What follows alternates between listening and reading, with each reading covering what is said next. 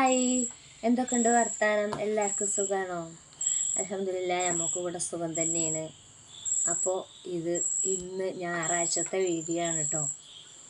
തിങ്കളാഴ്ചയാവും ഞാനിത് ഇടുക. എന്താ പറയുക, പിന്നെ രാവിലെ എണീറ്റതാണ്. നേരം വെളുത്തിട്ടില്ല, നേരം വെളുക്കണുള്ളൂ, 6 മണി ആകാനാവണുള്ളൂ കേട്ടോ. അപ്പോൾ ഇന്നത്തെ നമ്മുടെ കുക്കിംഗ് വീഡിയോയിലേക്ക് എല്ലാ കൂട്ടുകാർക്കും സ്വാഗതം. അപ്പോൾ നമ്മളെ ബിസ്മി വ്ളോഗ് ചാനൽ സബ് ചെയ്യാത്തവരുണ്ടെങ്കിൽ ഇനി സബ് ചെയ്യണം. ചെയ്യാത്തവരുണ്ടെങ്കിൽ സബ് ചെയ്യണം. ആ ഓളെന്ന ഓപ്ഷനൊക്കെ അമർത്തിയ ബെല്ലൈക്കണൊക്കെ ക്ലിക്ക് ചെയ്യണം. എന്നാലേ ഞാനിടുന്ന പുതിയ വീഡിയോയുടെ നോട്ടിഫിക്കേഷൻ നിങ്ങൾക്ക് കിട്ടുള്ളൂ കേട്ടോ. അപ്പോൾ നമുക്ക് പെട്ടെന്ന് തന്നെ നമ്മളെ അടിപൊളി കുക്കിംഗ് വീഡിയോയിലേക്ക് പോകാം. അപ്പോൾ ഇന്ന് ചായക്ക് കടി എന്ന് പറയുന്നത് നമ്മളെ ഉരലിൽ ഇടിച്ചിട്ടുള്ള പുട്ടുപൊടി ഉണ്ടാക്കിയിട്ട് അതുകൊണ്ട് പുട്ടൊക്കെയാണ് ഇന്നത്തെ ചായക്ക് കടി ഉണ്ടാക്കുന്നത് കേട്ടോ. അപ്പോൾ എല്ലാവരും വരും. അപ്പോൾ ഞാൻ കാണിച്ചു തരാം. നേരം വെളുത്തിട്ടില്ല, കണ്ടോ? ഈ സൈഡ് കണ്ടോ?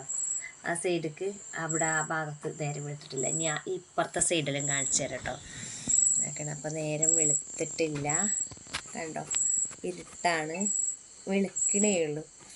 അപ്പോൾ നമ്മൾ എല്ലാവരും നമ്മളെ വീഡിയോ കണ്ടുകൊണ്ടിരിക്കുന്ന ടൈമിൽ ഇഷ്ടമാകുകയാണെങ്കിൽ ലൈക്ക് ചെയ്യണം കേട്ടോ. എന്നാൽ അപ്പോൾ നമുക്ക് പെട്ടെന്ന് തന്നെ വീഡിയോയിലേക്ക് പോകാം. അപ്പോൾ ഇത് ഞാൻ ശനിയാഴ്ച രാവിലെ അരി വെള്ളത്തിലിട്ടിട്ട് പോയി. പിന്നെ വന്നപ്പോൾ തന്നെ ഊറ്റി വെച്ചിട്ട് അത് പിന്നെ ഇടിക്കുകയൊന്ന് ചെയ്തത് കേട്ടോ. ഇടിച്ചെങ്ങാണ്ട് ആ പൊടി പുട്ടിനാണ് കേട്ടോ തരിക്കുക. പുട്ടിൻ്റെ ചെല്ലടിയിൽ നല്ലോണം തരി വേണം പുട്ട് ചുടുമ്പോൾ കേട്ടോ.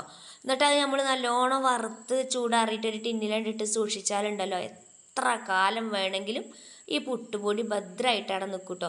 അതുപോലെ തന്നെ കേട്ടോ കടയിൽ നിന്ന് വാങ്ങണ പൊടി അങ്ങനെ തന്നെയാണ്.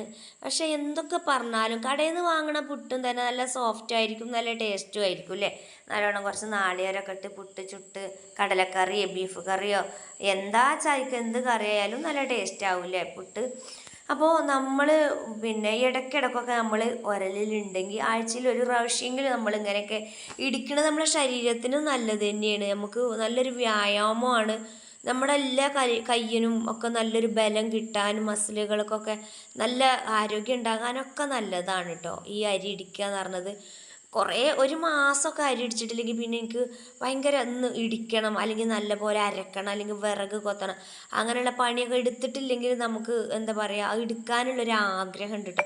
അങ്ങനെ ആഗ്രഹം തോന്നിങ്ങാണ്ടാണ് പുട്ടിന് ഇടിക്കുക. അപ്പോൾ കണ്ടോ ഇങ്ങനെ കുഴച്ചങ്ങാണ്ട് ഇങ്ങനെ ഉരുട്ടി ഇങ്ങനെ ഉരുളാകണ ആ ടൈമിൽ അതോളം നമ്മൾ കുഴക്കണം കേട്ടോ.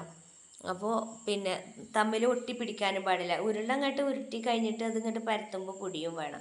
നല്ല സോഫ്റ്റ് പുട്ടാവും കേട്ടോ നമ്മളിതിങ്ങനെ ചുടുകയാണെങ്കിൽ. അപ്പോൾ ഞാനിതാ ഗ്യാസുമ്മേണ് പുട്ട് ചുടുന്നത്. അപ്പോൾ കുഴച്ച് വെച്ചപ്പോൾ കുറച്ച് കഴിഞ്ഞിട്ട് റെസ്റ്റ് ചെയ്യണം കേട്ടോ. അല്ലെങ്കിൽ ഇനിയിപ്പോൾ അത് കുഴച്ച് വെച്ചിട്ട് കുറച്ച് കഴിയുമ്പോൾ ആ പൊടി ഇങ്ങോട്ട് ബലം വെക്കും. അപ്പോൾ കുറച്ചും കൂടെ വെള്ളം ഒഴിച്ചിട്ട്, ഉപ്പ് വെള്ളമാണ് കേട്ടോ, ഉപ്പ് ഏറിയത്, എന്നിട്ട് വെള്ളം ഒഴിച്ചിട്ട് പിന്നെ നമ്മൾ ഒന്നും കൂടിയും കുഴക്കും. അപ്പോൾ അത് ഗ്യാസുമ്മേ ഞാനിത് വെച്ച് അത് തിളച്ചാൽ പുട്ട് റെഡിയാവും. പിന്നെ ഇന്നലെ ബീഫ് വാങ്ങിയിരുന്നു കേട്ടോ. പിന്നെ ഇന്നലെ കോഴിക്കോട്ട് നിന്ന് എന്താ പറയുക ഒരാൾ വന്നിരുന്നു എൻ്റെ അടുത്തേക്ക്. എനിക്ക് ചട്ടിപ്പത്തിരിയൊക്കെ കൊണ്ടുവന്നു തന്നു കേട്ടോ. നല്ല ടേസ്റ്റ് ഉണ്ടായിരുന്നു. അൽഹംദുലില്ലാ, എനിക്ക് ഒരുപാട് ഇഷ്ടമായിട്ടോ. എന്താ പറയുക, സന്തോഷമായി. ഞാൻ ആദ്യമായിട്ടാണ് ചട്ടിപ്പത്തിരി കഴിക്കുന്നത് കേട്ടോ. അപ്പോൾ അതിൻ്റെ ഒരു ഷോർട്സ് വീഡിയോ നമ്മുടെ ചാനലിൽ ഇന്നലെ തന്നെ ഞാൻ ഇട്ടിട്ടുണ്ട്. അപ്പോൾ അത് കാണാത്തവരുണ്ടെങ്കിൽ ഒന്ന് കണ്ടോട്ടിട്ടോ. ഷോർട്സ് വീഡിയോ ആണ് കേട്ടോ, വലിയ വീഡിയോ അല്ല, ഷോർട്സാണ്. അപ്പോൾ അതൊന്ന് കണ്ടുകൊണ്ടിട്ടോ. എനിക്ക് ഒരുപാട് സന്തോഷം തോന്നി. അവർ പോയി. പിന്നെ ഇന്നലെ കോഴിക്കോട് നിന്ന് എൻ്റെ വേറൊരു ഫ്രണ്ട് സെലിസ് വേർഡ് വരാമെന്ന് പറഞ്ഞു തന്നിട്ട്, സലീന.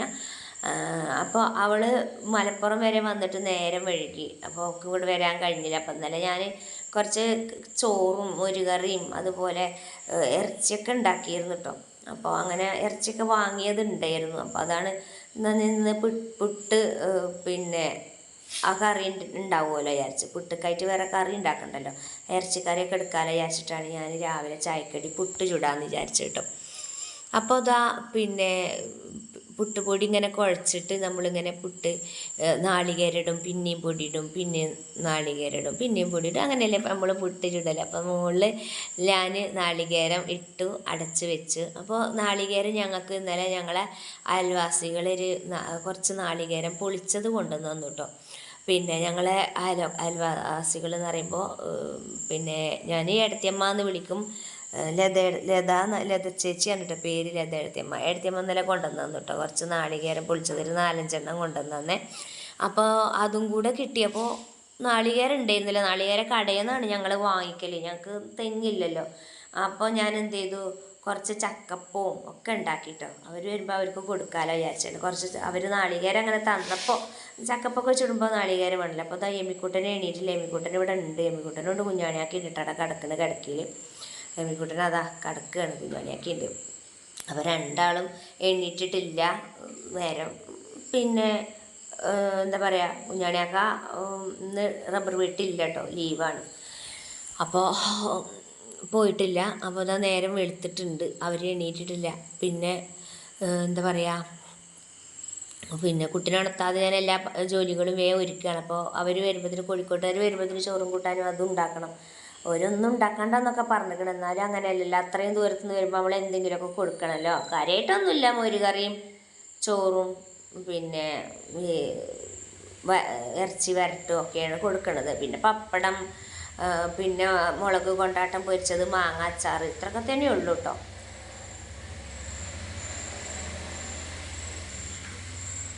അപ്പോൾ പുട്ട് ചുട്ടിട്ട് പിന്നെ അത് ഞാൻ കറി ഉണ്ടാക്കുന്ന വീഡിയോസ് ഒന്നും ഇടുന്നില്ല കേട്ടോ. അപ്പോൾ അങ്ങനെ കൂടി ആകുമ്പോൾ വീഡിയോ നല്ല ലെങ്ത് ആവും. അപ്പോൾ എന്താ പറയുക, നമുക്ക് 90K സബ്സ്ക്രൈബ് കഴിഞ്ഞു കേട്ടോ. 90,000 സബ്സ്ക്രൈബേഴ്സായി, യൂട്യൂബ് ഫാമിലി ആയിട്ടോ നമുക്ക്. അപ്പോൾ ആ ഒരു സന്തോഷമുണ്ട്. നിങ്ങളെല്ലാവരും കാരണമാണ് എനിക്ക് അത്രയും സബ് ഉണ്ടായത്. അപ്പോൾ അതിൽ ഭയങ്കര സന്തോഷമായിട്ടുണ്ട് എനിക്ക്.